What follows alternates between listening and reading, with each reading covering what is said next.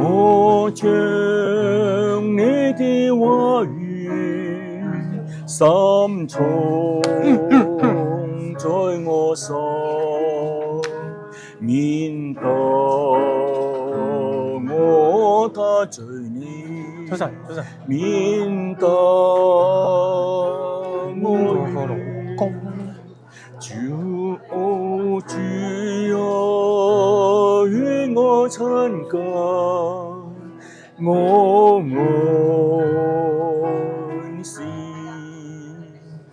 做我你前的燈，做我路上的光，天地也要過去。啊，即好。天的波卻相傳，天地將要過去，你的話卻長存，天地將開懷，你的話卻長存。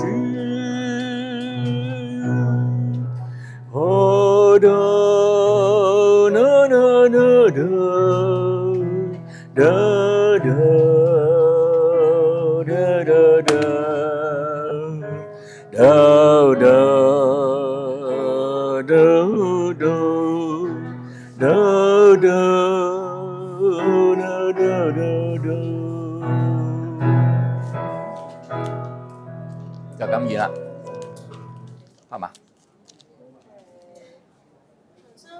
跟住就通常佢就會我住喺呢個層入面，我話你先入咗我。通常你嘅一次係佢係長身啦，跟住你就再唱多次，我將你嘅話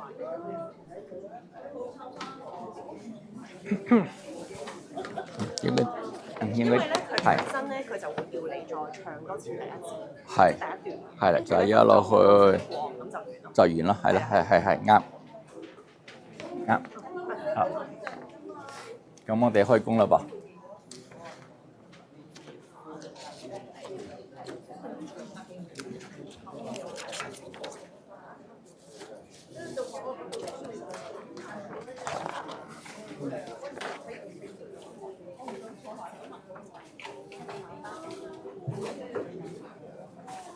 弟兄姊妹早晨，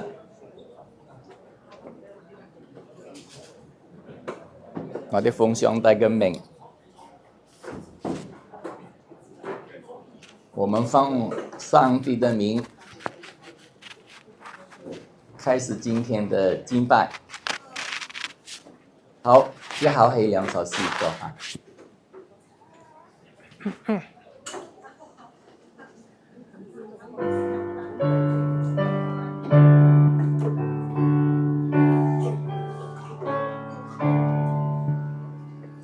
你信實可廣大，聖天父真實，你永遠不離棄愛你的人，你永世不改變，沒有憐憫人。昔在今在永在，我主我神。我可能 set 好咗個位置。春夏秋冬循環，在中有收成。也於聖神時刻，春歸雲漢。天地宇宙萬物，皆同作見證，述說我主信實，賜我永恆福歌。你信實可共待，你信實可共待。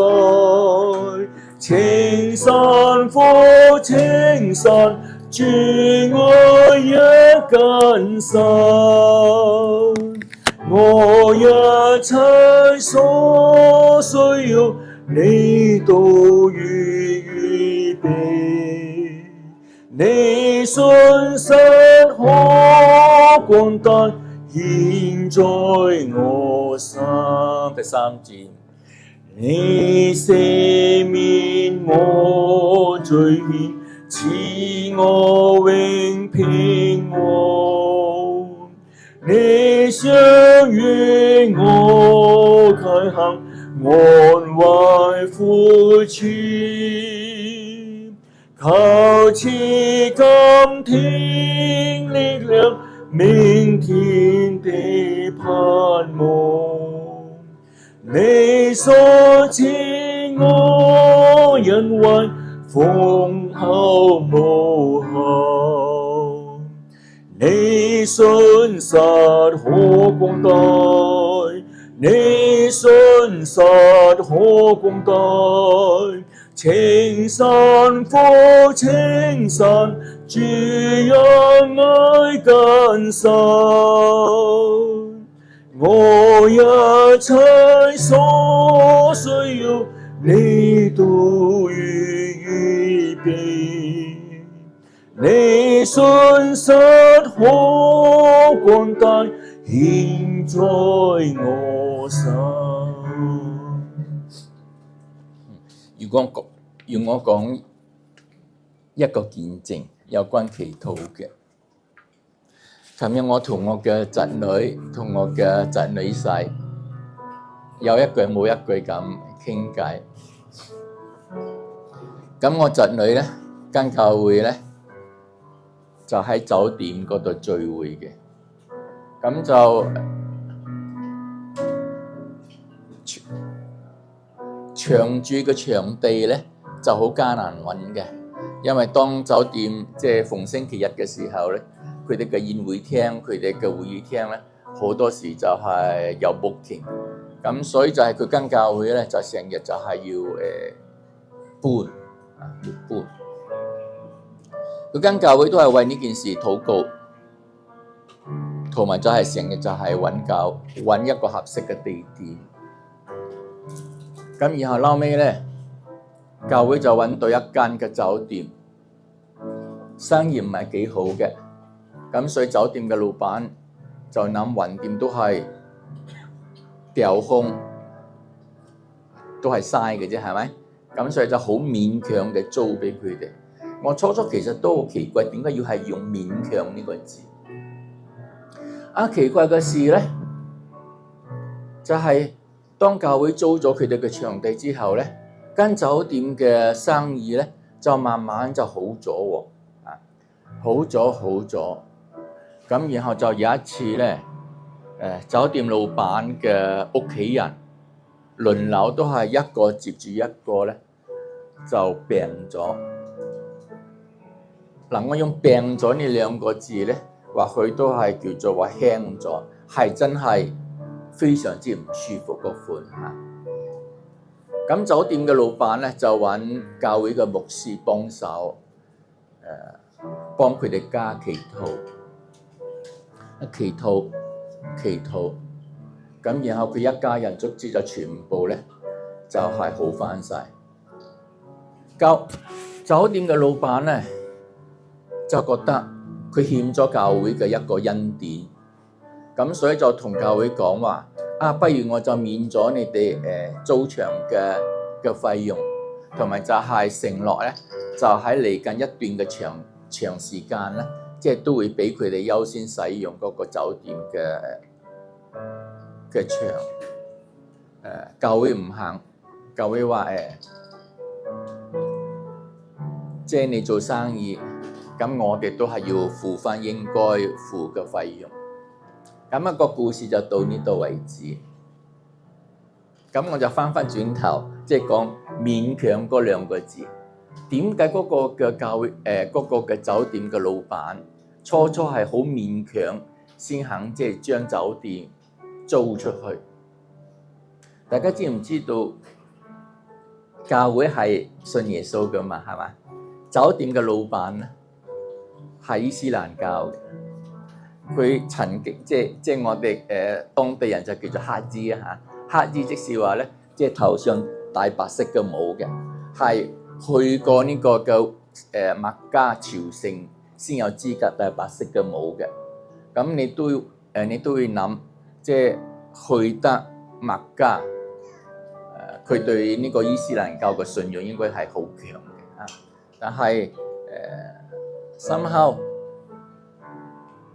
上帝都使用教會，即係令到佢嘅心慢慢改變。嗱，故事就暫時到呢度結束，因為我哋就好想問，咁酒店嘅老闆信咗耶穌未啊？呢個我未知嚇，就是話即係總之暫時就到此為止。不過喺我心底當中咧，即係我係喐咗一喐嘅，就係話祈禱咧真係可以令到有啲事改變嘅。我喺加勒團，我喺其他嘅教會嘅朋友聽翻嚟嘅，係的確就係當我哋謙卑嘅喺上帝面前俯伏祈禱嘅時候，無論話為我哋自己禱告，無論話為我哋嘅家禱告，無論話為我哋嘅社會禱告，深後上帝嘅時間到咗嘅時候咧，你有一日見到嗰個嘅改變，然後突然間你就會諗即係上帝原來一直喺我哋身邊，我哋竟然就唔知嘅。我諗我嘅功課咧，就要喺禱告當中咧，就更加係擺時間。我期望就係話即係俾我有生之年，我真係見到上帝憐憫我，見到我嘅禱告，無論為自己，無論為我家人，無論為我下一代，為呢個社會係真係有改變啊！第二首詩歌咧係一首嘅祈禱嚟嘅心曲。期望呢首詩歌係我哋嘅禱告，成為我哋嘅幫助，又成為話當我哋見到上帝真係允許我哋嘅禱告嘅時候咧，我哋會將頌讚歸俾我哋嘅上帝。好，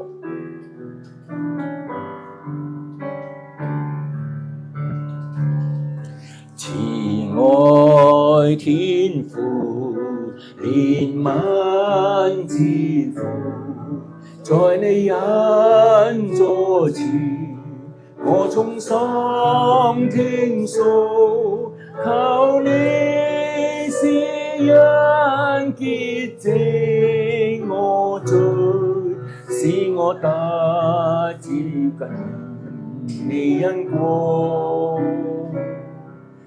求你洗淨我心中思念，俗世多險惡，我不堪抵抗。求你恩光普照引導，使我得遠離罪惡。神啊，我衷心交託，全心將靠主仰望，尋着你恩光深得盼望，因主請你垂聽我。蒙你恩待，我感恩不斷，願我一息相存，也將身心相獻。求你施恩潔淨接納，我願一世隨着你。神啊，我衷心交託，全全心將救主仰慕，尋着你恩光心得盼望，因主請你垂聽我。我哋一齊低頭禱告。天父上帝，我哋嘅阿爸父，我哋喺你面前俯伏，我哋將我哋嘅心交喺你手中。你愛我哋，你將你嘅獨生子耶穌基督為我哋嘅罪嘅緣故釘死喺十字架上，用你自己獨生子嘅寶血塗抹我哋一切嘅過犯，以致話我哋今天可以喺你面前，我哋稱你為阿爸父，我哋喺你面前，我哋可以係向你傾訴。上帝，我好多時我哋睇唔到你係幾愛我哋，有時我哋以為話自己係太細個，以致話你係忙到話顧唔到我哋。有時我哋會覺得我哋嘅祈求係多麼嘅自私，係多麼嘅微小，以致話我哋竟然懼怕係向你傾訴。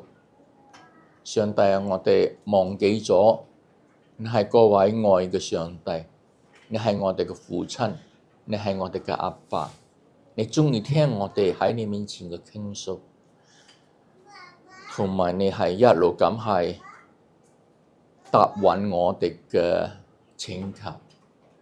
上帝喺呢個時候，求你都係幫助我哋每一天、每一時每一刻，無論我哋係用説話，無論我哋係用詩歌，無論係只係喺心底當中嘅默默無聲嘅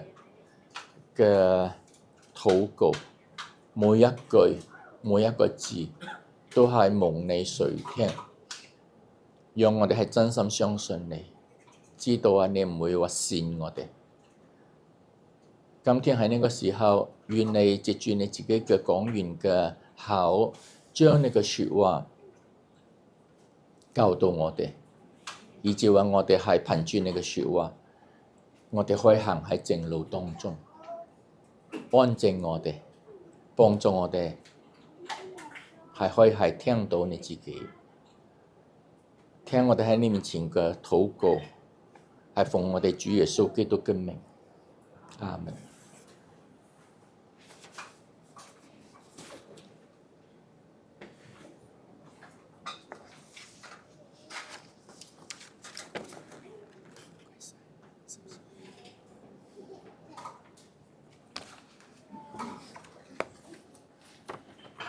跟住落嚟係讀經嘅時候，彼得後書3章8至10節。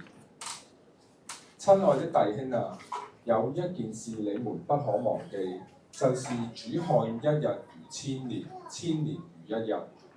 主所應許的尚未成就，有人以為他是耽延，其實不是耽延，乃是寬容你們。不願有一人沉淪，乃願人人都悔改。但主的日子要像賊來到一樣，那日天必大有響聲廢去，有形質的都要被烈火消化，地和其上的物都要燒盡了。有請郭文俊牧師，今日嘅講題係人類的終局。唔該。好，弟兄姊妹，早晨，係啦，聖經咧就去到呢度啦。彼得後書3章8至10節。咁聖經我哋冇辦法避嘅，總之我哋睇晒成個彼得後書，有啲嘅課題佢要提到嘅話，我哋就要處理佢。今日提到嘅課題就係一個好似好嚴肅嘅課題，係啊，係嘛？就係人類嘅終局。究竟不信者同埋信嘅人最尾會係一個咩嘅結局咧？嗱，即係問下大家個問題啊。當如果即係諗下啫，或者係一如既往裏邊，可能你一直都有嗰個諗法咧，你就存留呢個諗法就得㗎啦。咁就係即係喺你嘅認知嘅裏邊，一個唔信嘅人，最後嘅結果會點樣咧？其中有啲人咧就會認為唔信嘅人死後咧會進入一個永遠嘅火湖，承受住無盡嘅痛苦。有啲人咧亦都會覺得唔係咁樣嘅，佢哋可能咧係會徹底被消滅，然後咧喺世界上面被抹去，從此就唔存在。亦都有啲人相信咧神嘅愛好偉大，最終咧其實係會赦免晒所有人嘅，每個人都會得救。究竟存留喺你心裏邊，你自己係保持住一個咩嘅睇法嘅咧？今日我哋就要打開彼得後書3章8至10節，睇下聖經點講。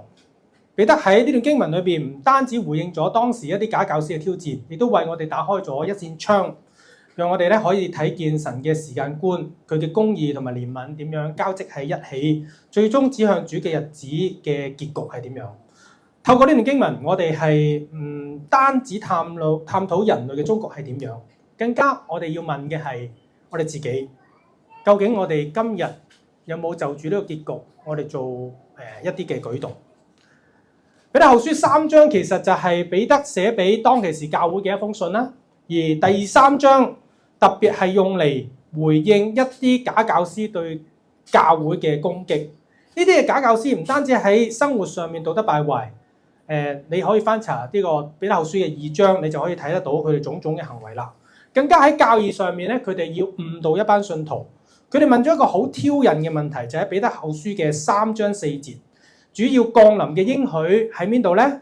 因為從列祖睡了以來，萬物與起初創造嘅時候仍是一樣。呢句嘅聖經嘅意思就係耶穌唔係話要翻嚟嘅咩？點解咁耐都唔翻嚟嘅？點解冇動靜嘅？佢哋覺得你哋呢班基督徒所堅信嘅耶穌再來嘅應許，聽起嚟其實只不過一個空談，一個大話。呢班假教師背後嘅邏輯好簡單，如果耶穌唔翻嚟，就唔會有咩審判啦，係嘛？冇審判，咁基本上我做任何嘢都唔會有任何結局啦，係嘛？咁所以我可以放膽地做所有嘅嘢，我唔需要規規矩矩咁生活，我即管想點就點。佢哋咁樣一方面會動搖咗當其時信徒嘅心，讓大家懷疑神係咪真係會唔翻嚟㗎？懷疑最後嘅審判係咪真係唔會發生㗎？但係講到尾，呢班假教師其實想講嘅就係佢想為自己喺現世裏面種種嘅行為找佢自己嘅藉口。而彼得後書3章8至10節就係彼得企出嚟對呢種錯誤嘅觀念嘅回應。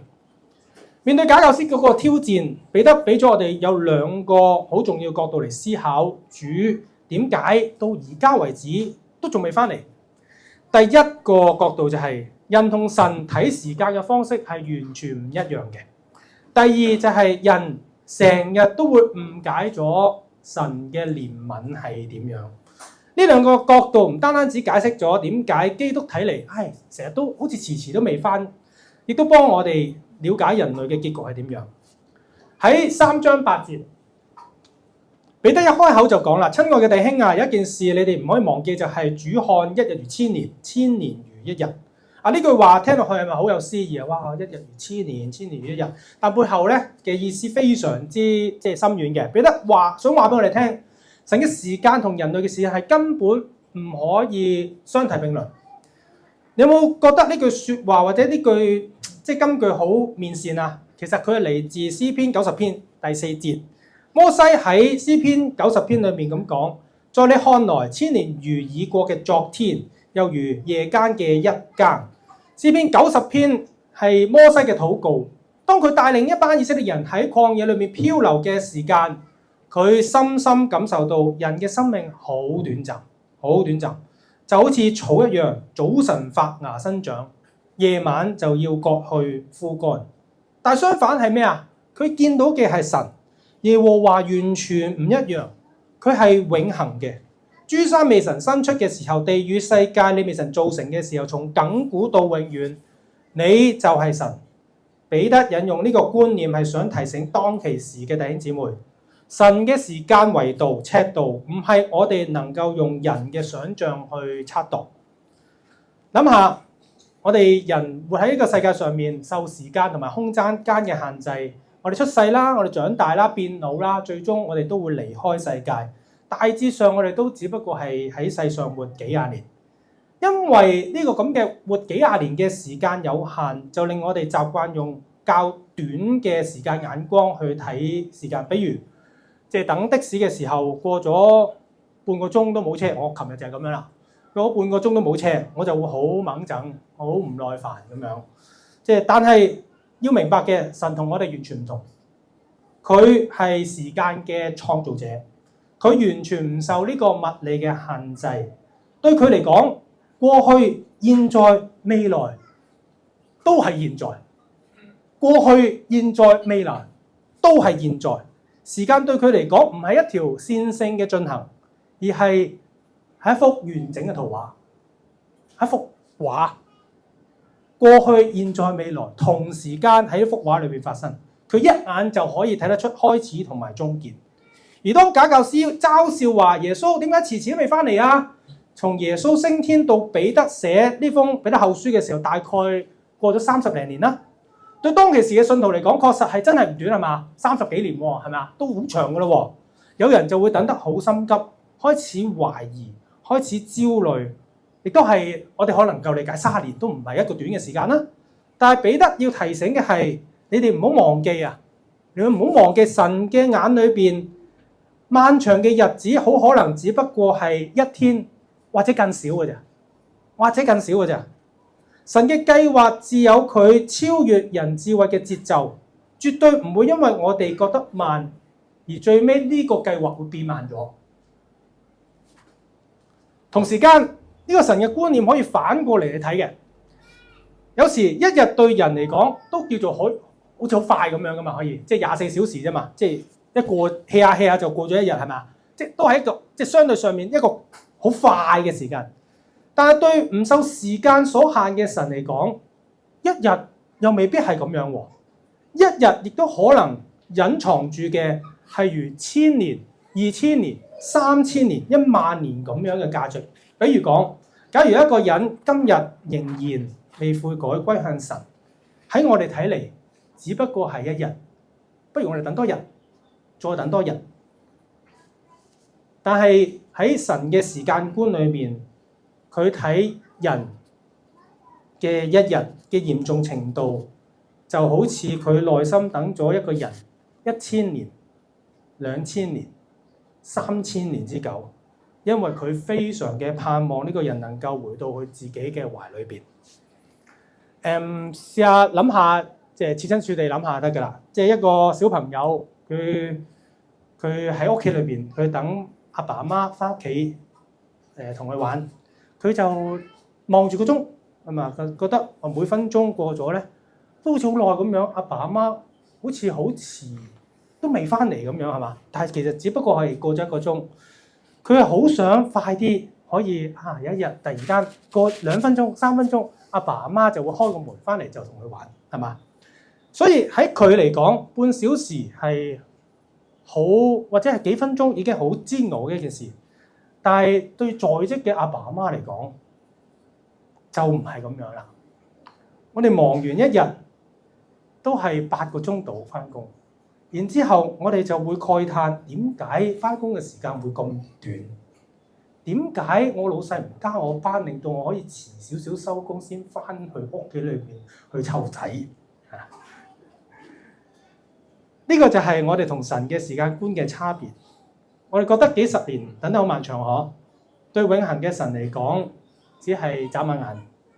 我哋覺得一天好冇用嗬，但係對神嚟講，好似1000年咁珍貴。彼得要提醒我哋嘅就係，千祈唔好用我哋有限嘅人嘅短淺眼光去睇神超然嘅應許。我哋係需要站喺神嘅角度，先會略略明白神嘅心意。而假教師錯就錯在佢哋只係睇見眼前嘅慢，就否定咗神嘅信實同埋大能，係幾咁幼稚同埋膚淺。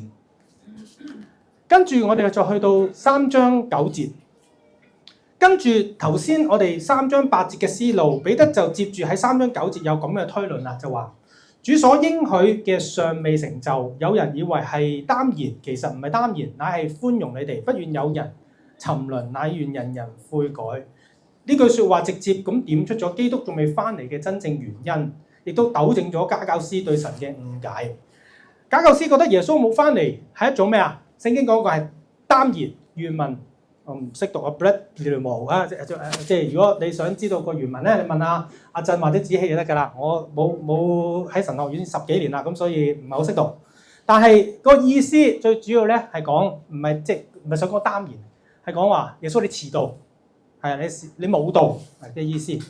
即係頭先我哋講過啦，即係呢班假教師佢笑嘛，笑你哋班基督徒嘛，笑你哋所認信㗎嘛。你哋唔係講耶穌會翻嚟嘅咩？會審判嘅咩？30年咯喎，連個影都冇喎，佢咪係放你飛機㗎？呢個應許係咪呃人㗎？咁樣，佢哋嘅想法好直白。既然今日冇嚟，聽日未必會嚟，將來都唔會嚟㗎啦。啊，咁樣審判公義全部都係假嘅，呢啲想法全部都係呃人嘅，最終都只不過呢班假教師都係想合理化自己放蕩嘅生活，繼續放膽過敗壞嘅日子。但係彼得話：你哋搞錯啦！你哋搞錯啦！耶穌遲翻嚟唔係因為佢遲到，係啦，唔係佢想放飛機。經文話係寬容，嗰隻原文嘅意思係長久忍耐。神點解要長久忍耐咧？佢喺度等啲咩咧？聖經就將神背後嘅心腸用一句好動人嘅説話總結出嚟啦。佢不願有一人沉淪，乃願人人悔改，亦都係即係書法班為我哋今日寫低嘅呢句金句喺後邊啦，你可以見到啦。佢歸根究底，神只不過好似即係新約聖經裏邊浪子回頭嗰個父親咁樣，佢好希望每一個人，每一個所創造嘅人，能夠翻到佢嘅身邊，翻到佢嘅懷裏邊。我哋認識嘅神係一個點樣嘅神咧？佢唔係一個永遠只係傾側於一邊性情嘅神嚟嘅，佢唔係咁樣。佢係創造主，佢又係同我哋平起平坐立約嘅主。佢係聖潔厭惡罪嘅主，但係同時間佢又會進到罪惡嘅世界，道成肉身嘅主。佢係一個公義嘅主，佢亦都係慈愛嘅主。神絕對唔會因為佢嘅公義而輕忽咗佢慈愛嘅本性。神永遠都係兩極，佢既公義又慈愛。假如我哋明白神呢種內在嘅矛盾嘅話，我哋就唔會亂咁講話基督仲未翻嚟，你就視為佢唔履行佢嘅公義嘅嗰個理由。相反，我哋會視之為咩啊？係恩典，一種對人嘅不捨同埋憐惜。神雖然唔似人咁樣受時間限制，睇千年如一日，不過佢卻因為愛，就面對住我哋呢班頑劣嘅人類，就選擇用一日如千年嘅眼光，仍然好耐心咁等我哋回轉，哪怕係1000年、2000年、3000年，所以到而家都未翻嚟。舊約聖經裏邊，即係俾我哋最具體睇到呢個咁嘅即係神嘅話咧，就係約拿嘅故事啦。當神差遣約拿去尼尼微城宣告審判嘅時候，你知唔知點解約拿好唔情願去擔任呢個職事，要審判尼尼微嘅？因為任務好難，好難叫你回轉。唔係，我覺得唔係呢個原因。我認為係佢非常了解神嘅心腸同埋性情係點樣。喺約拿書4章2節，佢咁講話：神係有恩典有憐憫嘅神。佢知道神一定係會因為佢嘅憐憫而最終唔會向嗰班尼尼微嘅惡民施行強烈嘅審判，所以佢想逃走，佢想逃避，佢由衷嘅覺得呢班尼尼微人係抵死嘅，唔值得可憐嘅，所以佢千方百計咁樣逃避呢件唔公義嘅事，要喺自己身上面而自己親手成全。最後我哋都知道，尼尼微人真係因為咁而悔改，而神又真係果然嘅唔係行審判，而係憐憫，冇毀滅呢個城。所以講到底，基督點解遲遲未翻嚟？如果你明白基督心腸嘅話，佢唔係無能，佢唔係講大話，佢單純只係因為愛憐憫我哋，愛我哋。去到最後一節啦，彼得後書3章10節，彼得咁講：但主嘅日子要像賊來到一樣，那日天必有大響廢，天必大有響聲廢去，有形質嘅都要被烈火消化，地和其上嘅物都要燒盡。呢個係彼得對基督再來嘅一個總結，亦都話俾我哋聽神嘅計劃點樣喺公義同埋憐憫裏邊取咗個平衡。神嘅愛好深，我哋頭先睇咗係嘛？即係我哋知道啊，即係佢點解遲遲都唔翻嚟，係因為好愛我哋。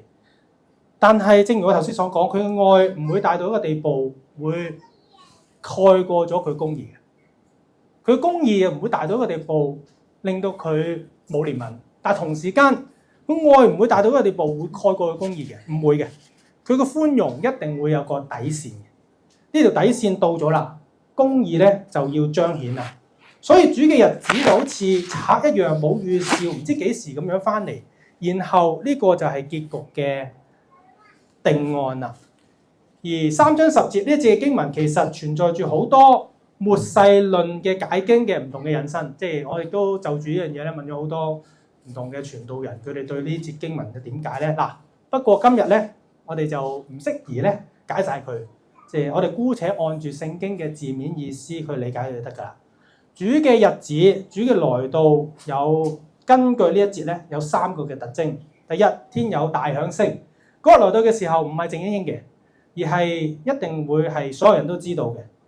諗下創世記，神係用説話嚟創造嘅，到嗰日佢亦都用説話嚟結束。呢個係非常震撼全地，冇人唔會知道嘅一件事。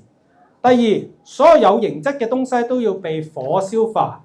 令我哋諗起，即係聖經裏面嗰個挪亞嘅洪水啊嘛。當神要毀滅嘅時候，第一件毀滅嘅第一個毀滅人嘅方法就係洪水。而今次佢唔用水啦，佢就用火。呢次用火嚟做審判，要更新，要改變。第三就係最後地和其上嘅一切都要燒盡。呢個唔係局部嘅小修小補，而係徹底嘅結束，為將來嘅新天新地開路。罪惡同不義嘅喺嗰日無處可逃。講到呢個咁嘅結局啦，乜都冇晒啦，然後又要即係所有形質嘅都冇埋啦，又個個人都知啊，所有人都有關係㗎啦。咁我哋都會問嘅，即係咁人類嘅結局係會係點樣咧？人類會點樣咧？如果將呢一節3章10節結合之前咧，即係上個禮拜阿聰所講嘅3章7節。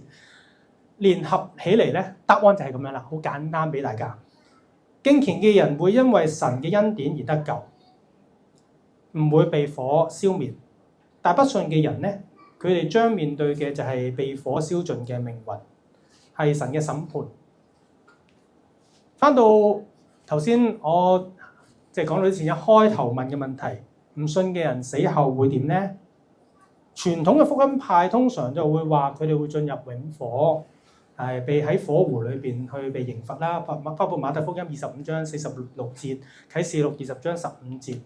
但係你睇到彼得自己嘅睇法，似乎彼得後書3章10節俾我哋睇到個結局，又唔係咁樣，唔係死後之後咧，個人仍然永遠都要被神懲罰喎，係永遠懲罰係一個好唔對等嘅舉動嚟嘅。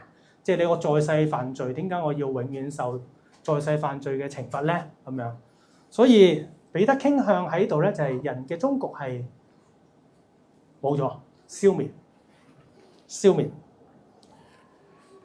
就住不信者終局呢個問題咧，即係問咗好多人啦。頭先我都問咗好多傳道人啦、神學生啦，總之咩個個都問啦。個個人都好多自己嘅睇法嘅。有啲人就傾向咩啊？即係叫做好救論啦，即係講緊係咩咧？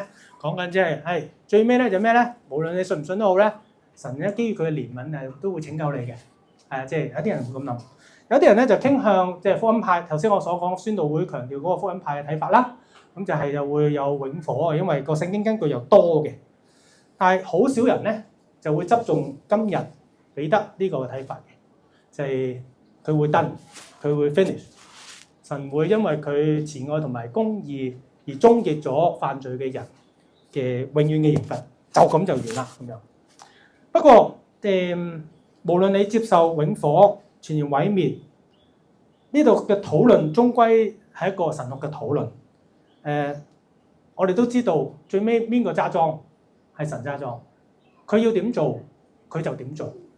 但係我哋今日嘅討論仍然會有價值同埋意義，原因係因為佢喺度 drive 緊我哋會做啲咩，會做啲咩？如果你係一個普救論嘅人，你就對全福音唔係好上心，因為你覺得最尾個結局就係反正所有人都得救嘅，我做乜要話耶穌俾佢聽咧？係唔係咁上心嘅？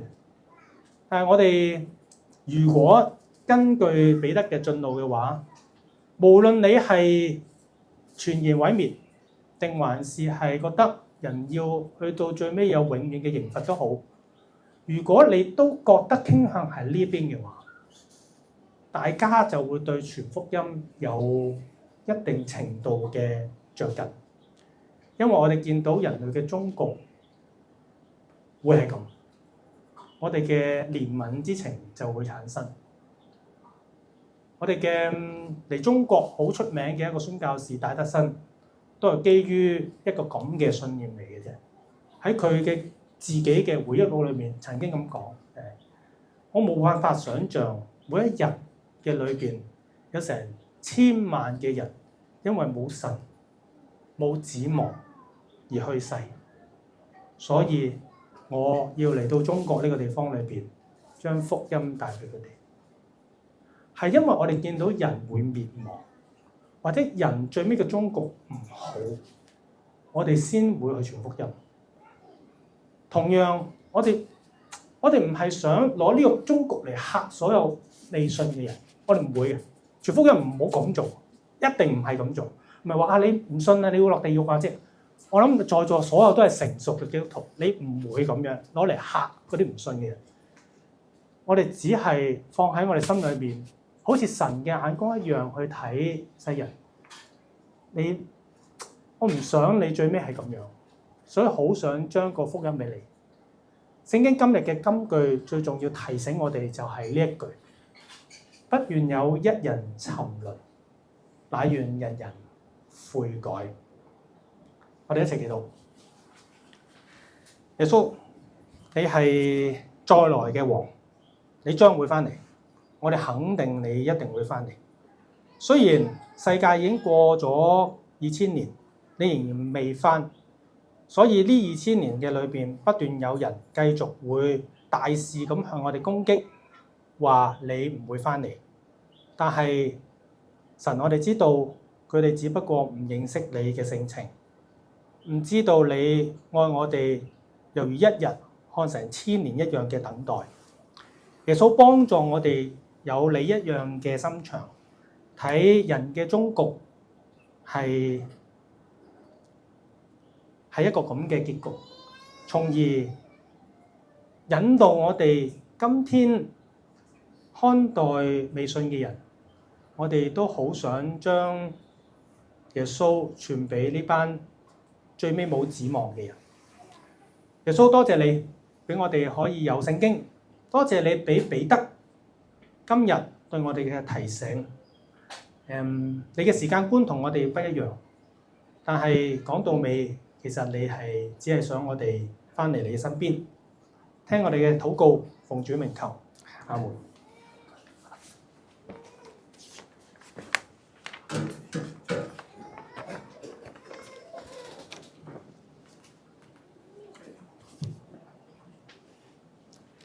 我哋有一個嘅禱告，係回應翻上帝藉住牧師俾我哋嘅提醒。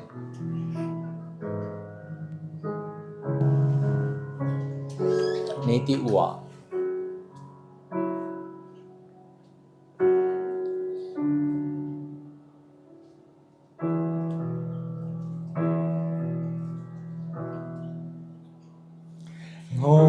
將你的話語深藏在我心，免得我得罪你，免得我遠離。哦，主啊，以我相近，我愛你聲音，作我腳前的燈，作我路上的光。天地將要過去，你的話卻長存。天地將毀壞，你的話卻長生。我將你的話語深藏在我心，免得我得罪你，免得我遠離。哦，主啊，與我親近，我愛你聲音，作我腳前的燈，作我路上的光。我哋低頭禱告，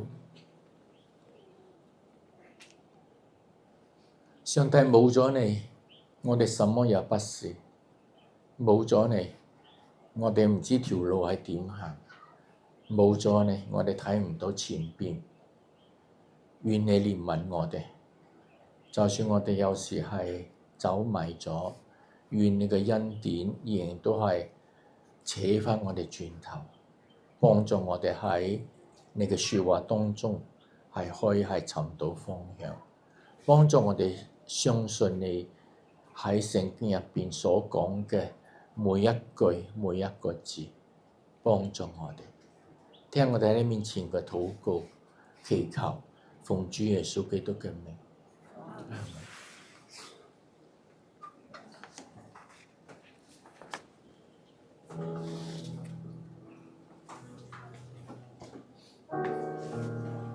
而家係呈獻嘅時候，今日嘅呈獻經文係箴言3章9至10節。你要以財物和一切初熟的土產尊榮耶和華，這樣你的倉房必充滿有餘，你的酒榨有新酒盈溢。有請司事。今日嘅先講咗係啦，我哋呈獻嘅方法先啦，咁有3個啦，傳統可以支票啦，或者傳入去友愛堂嘅戶口，或者轉數快都可以。咁啊，3月尾嚟啦，希望大家趕快係啦，都可以將你嘅奉獻啦，或者你嘅奉獻收據俾翻教會，咁啊係啦，安排翻呢一個扣稅啦，其他嘅用途咁樣。好，今日咧嘅祈禱，今日嘅主題咧係講呢個異象，教會嘅異象。其實我做咗基督徒咁耐咧，其實乜嘢係教會嘅異象？其實呢個題目我冇好深究過。你問我我聽到異象呢個詞語，我諗天文異象啦，係可能係之前咩七星珠啊，我嗰個異象我仲更加入心。咁我再睇翻原來教會嘅異象係乜嘢嘢咧？係一個夢想，一個理想。譬如我想發展教會，將我哋福音喺黃金喺呢度傳俾呢度嘅居民，就係一個咁樣嘅諗法。唔單止係一個咁嘅諗法，原來佢係神放喺我哋心入邊嘅一個信念，叫我哋就住我哋就住我哋嘅教會，就住我哋自己個人嗰個靈性嘅發展。我諗呢一個係一個異象，係一個放喺我哋心入邊，叫我哋去一齊為住呢個目標而去奮發嘅一個目標。一路我都有唱一首歌叫做 Become My Vision， 中文應該係成為我異象，類似嗰個，我記得好似係咁樣。嗰首歌我諗好好提醒我哋乜嘢係我哋教會嘅異象。今日我哋為住教會嘅異象去禱告啦。咁我哋最主要希望大家可以將神嘅話語、神交託俾我哋，交託俾你哋每一個嘅工作都放喺我哋嘅心入邊。亦都為住我哋嚟緊咧嘅異象分享祈禱會咧，嚟緊咧4月至6月咧，我哋有呢個分享祈禱會，希望我哋咧都為住呢個祈禱會而去禱告。咁未進入我哋嘅禱告之前咧，都想我順便咧都為住我哋嘅宣教士家庭一齊去禱告，佢哋都係我哋教會嘅一個異象。我哋教會派出咗小玉啦，仲有 Frankie 啦，佢哋喺非洲透過呢個飛行宣教去傳揚神嘅福音。呢年幾啦，其實係啦，咁小玉一家佢哋翻咗嚟啦，佢哋都經歷咗好多嘢，曾經經歷過嘅失去，而家佢哋有得着。小玉同 Frankie 佢哋迎嚟咗佢哋第二個女兒，第二個生命，都為住佢哋嘅家庭咧，我哋一齊去禱告，我哋一齊低頭禱告。親愛天父，感謝你咧，都將你嘅話語、你嘅異象咧放喺我哋嘅心入邊，叫我哋咧都能夠為住我哋教會嘅異象而一齊咧去努力。希望你都帶領住我哋黃金嘅同工，願我哋咧都能夠將你嘅話語，你放喺我哋嘅心入邊嘅異象咧，成為我哋嘅奮發嘅目標。願我哋咧都不住咁樣去禱告，尋求你咧都叫我哋將你嘅異象奠基，成為咧我哋將來一個今日嘅基石，成為將來嘅一個美好嘅產物。願你咧都叫我哋咧去尋求你呢個異象。願我哋透過咧黃金聚會點喺4月至6月嘅異象分享祈禱會咧，叫我哋咧可以咧透過禱告，大家咧去明白更加清楚點樣去傳達你呢個異象。願你賜予我哋咧有呢個恩賜同埋智慧，帶領住教會向住我哋嘅異象呢個方向而去努力。我哋唔單止要將福音傳俾黃金附近嘅居民，好希望我哋咧都能夠將你嘅福音咧帶到去屯門，帶到去更加遠嘅每一個境地。願你感動我哋每一位弟兄姊妹，燃起我哋心入邊咧嗰個挑旺我哋呢一個心，叫我哋咧去為住我哋嘅異象而去努力。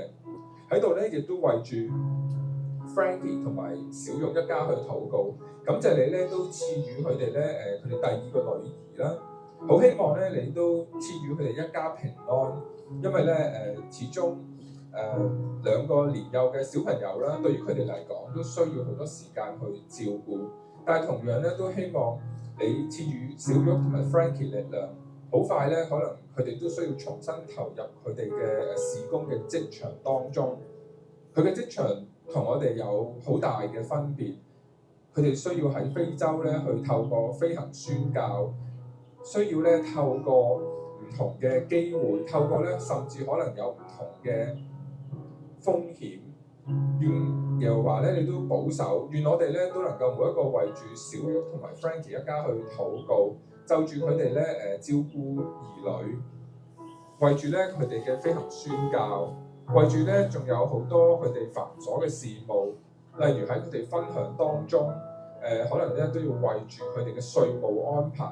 或者咧重新咧投入 Frankie 佢呢一個飛行工作，其實亦都有好多準備嘅功夫。願耶和華咧你都保守，願你咧都叫佢哋心目中咧有住嗰份異象，知道咧係神為佢哋一家去開路。願耶和華咧你都保守小玉同埋 Frankie 嘅一家，保守住我哋呢度黃金嘅一家，保守住我哋心懷意念，叫我哋咧都能夠為住你嘅異象而去奮發。最後咧，我哋咧都為住我哋嘅獻金而去禱告。每一個嘅獻金，每一個嘅銅幣，其實都代表住我哋嘅一份付出，亦都代表住係我哋向教會向神嘅一個呈獻。願你咧都能夠叫我哋好好去使用我哋呢啲金錢，為住我哋嘅教會嘅復興，為住我哋嘅異象而去創造更加多美好嘅果子。感謝你聽我哋嘅禱告，我哋嘅禱告係奉主名而祈求，阿們。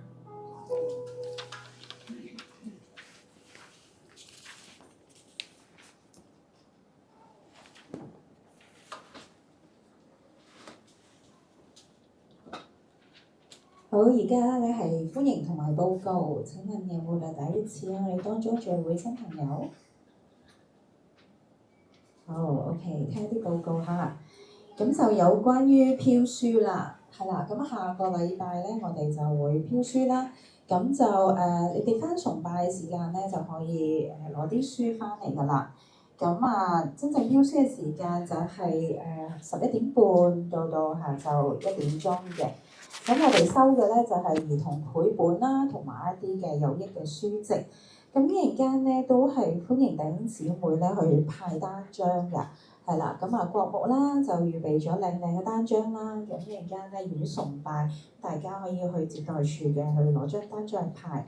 咁咧係下個禮拜咧崇拜之前，我哋都會派單張嘅，趁住可能有啲嘅新朋友會攞書過嚟啊，咁我哋咧都會希望認識教會啦咁樣。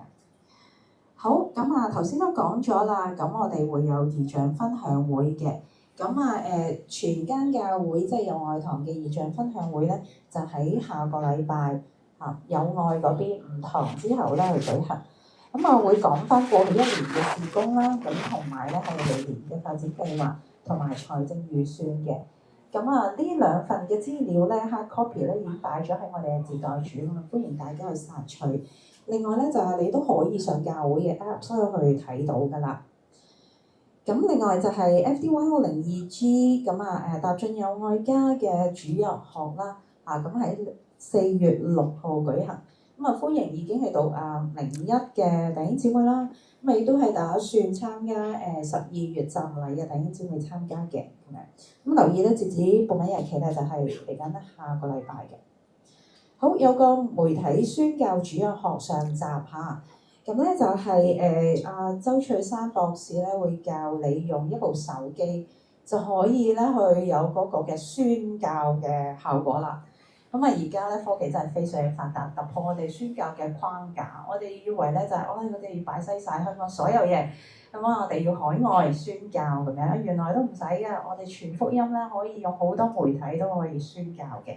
咁就係開班嘅日期咧係4月6號啦。咁先係上集咧都係會講一啲嘅聖經嘅理論。原來媒體宣教都有聖經基礎㗎喎。係啦，我哋聽一聽下。咁跟住咧就係完咗呢5堂之後咧，就會繼續有下集嘅。係專為我哋黃金而設嘅。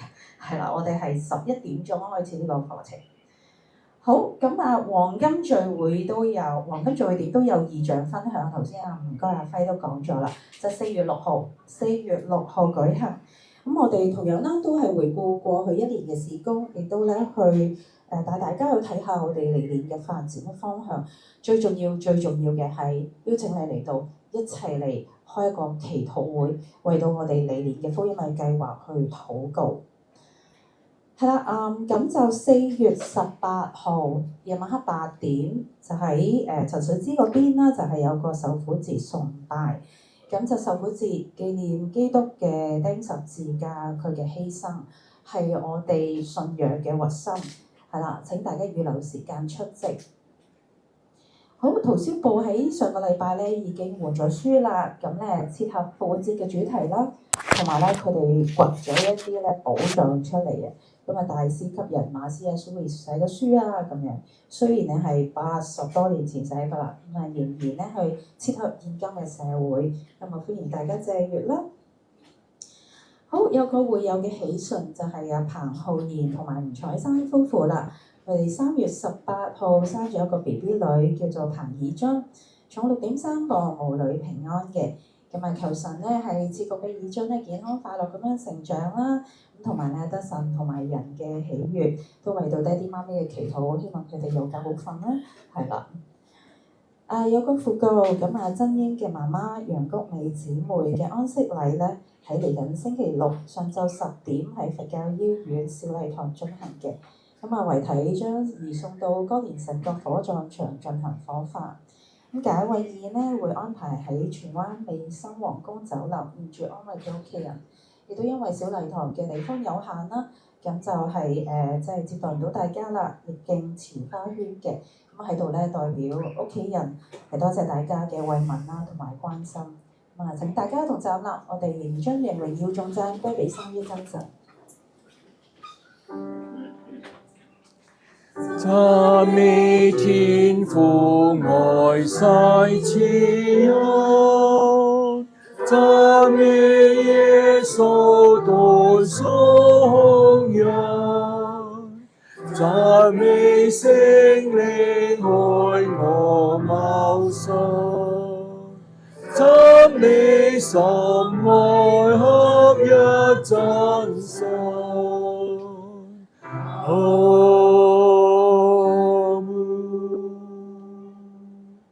領受從神而嚟嘅賜福，願主耶穌基督嘅恩惠、天父嘅慈愛、聖靈嘅感動同埋帶領，常與我們眾人同在，從今時直至到永永遠遠。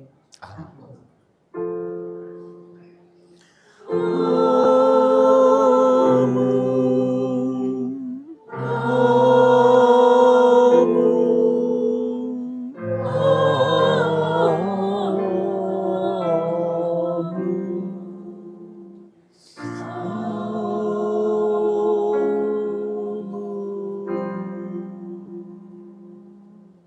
請坐。